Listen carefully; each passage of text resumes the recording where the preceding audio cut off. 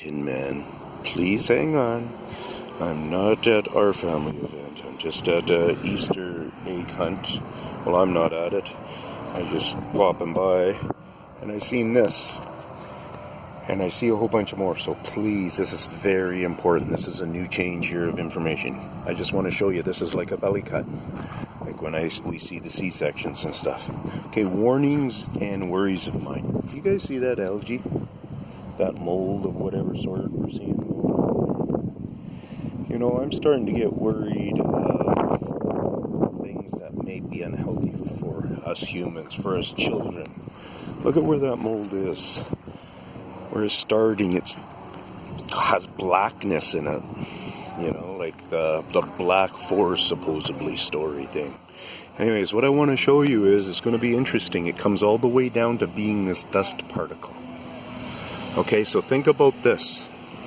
I tell you guys all the time they muck around with these trees. I'm going to show you some evidence in a second. Think about this. One of the things that I always say is they're eating more from the earth now. Another thing that I say is they mark, and a lot of these different markings are actually their designs of markings. So let's just say all of that is true up to the point of this marker. And then we come up to this and we go like that.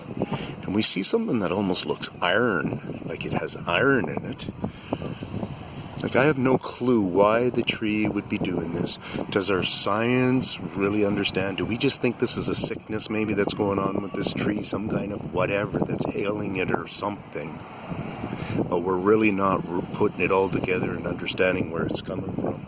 Or is this a new phenomenon that they do testing, because nobody's been noticing, and they do testing on this dust, and they start to realize that there's too much coming up from Earth or something. Just like a lot of that moss removal from rocks and such. I wonder if that's to allow gases from within the earth to release easier. Is moss some kind of a natural neutralizer or something like that? So here's another thing here.